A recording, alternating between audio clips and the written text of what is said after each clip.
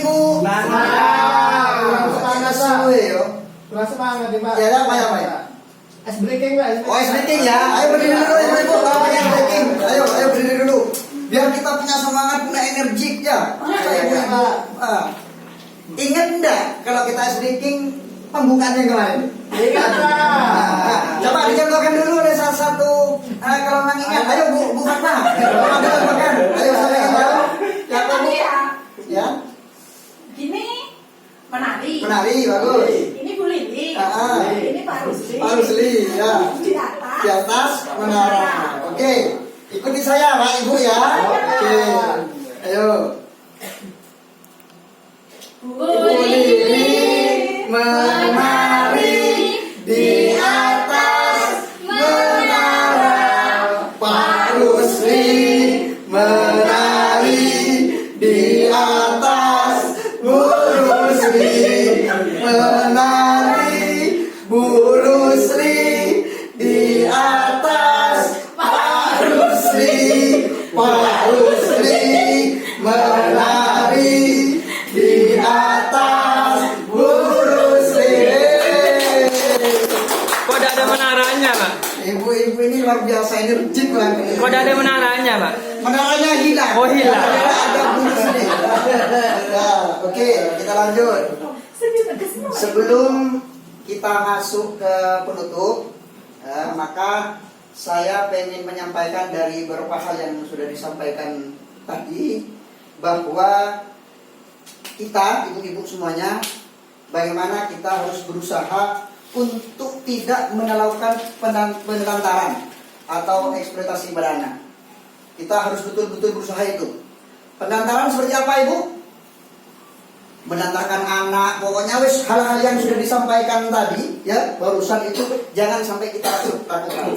Apalagi eksploitasi anak, dimanfaatkan anak untuk bekerja ini dan itu dan seterusnya. Ya, kita hindarkan itu. Kita berusaha bagaimana anak kita menjadi anak yang sehat, cerdas, ya Bu ya. Bisa ya Bu Ibu ya? Kita bisa tidak menjadikan anak terlantar, bisa ya? Bisa. Kita bisa menjadikan anak tidak tereksploitasi oleh kita, bisa ya? Oke, karena jenengan sudah siap dan sudah memahami beberapa hal yang disampaikan, maka kita coba lihat simak dulu video tentang Raini Putri, tukang becak yang lulus sekolah. Monggo.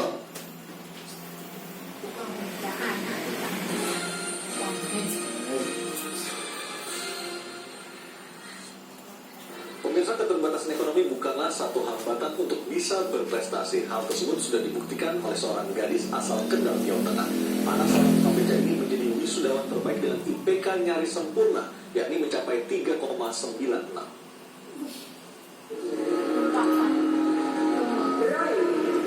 Sedih bahagia tak lepas dari wajah Raini.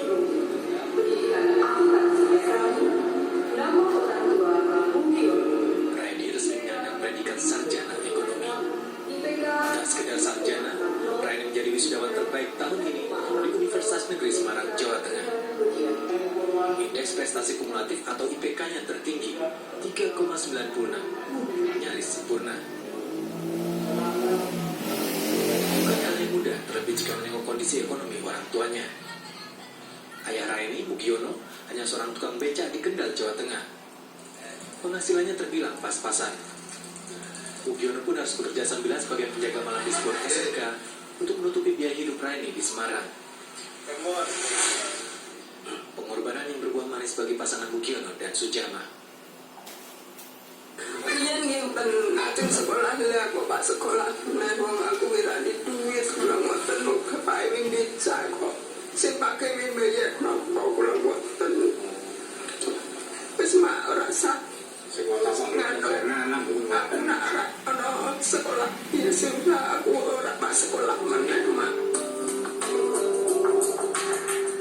Bersyukur Raini bukanlah anak tak berbakti. Dara berusia 21 tahun ini tak pernah malu mengakui bahwa orang tuanya, seorang tukang becak, berhasil membawanya menjadi seorang sarjana. Keterbatasan ekonomi bukan merupakan penghalang, tetapi justru itu yang membuat kita untuk semakin lebih bersemangat bahwa membuktikan bahwa kita bisa seperti yang lainnya. Raini pun sangat bangga pada orang tuanya. Seorang tukang becak yang gigih berjuang demi masa depan buah hati mereka.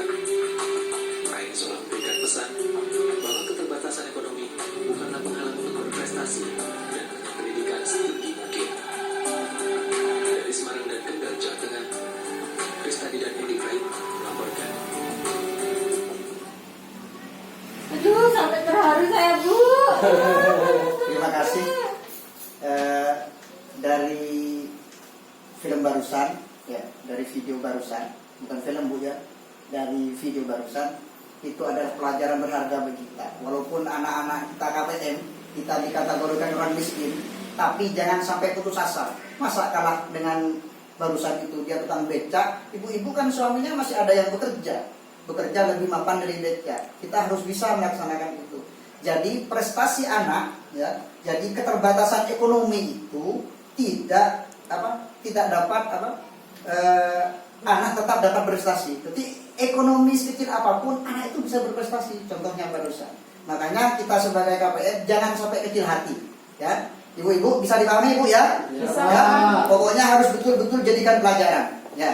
Sekarang saya minta kepada Ibu untuk membuka buku pintar yang sudah dibawa semua ya. Bawa buku pintar semua ya. Bawa ya.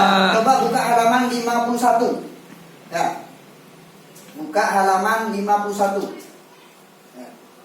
Sudah dibuka Bu ya? Ya. Nah, itu jenengan saya tidak suruh membaca satu-satu, cuman itu dijadikan pelajaran untuk pelajaran di rumah. Nanti dari video barusan itu sama dengan di buku pintar yang Ibu pegang. Ya, ibu-ibu tinggal pelajari. Ya.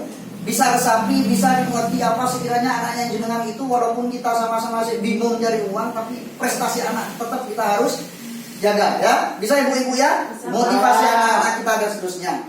Sekarang juga Ibu bisa lihat di buku pintar juga halaman 53. Ya, buka halaman 53. Ya. Bisa sudah dibuka Ibu ya? Ya. Ini saya bagikan buku penugasan untuk Ibu ya. Ya. Ini Terima kasih Pak. ini ya, ini buku penugasan Ibu ya. Ya. Ya. Ya. Sudah dapat semua Ibu ya? Sudah, Pak.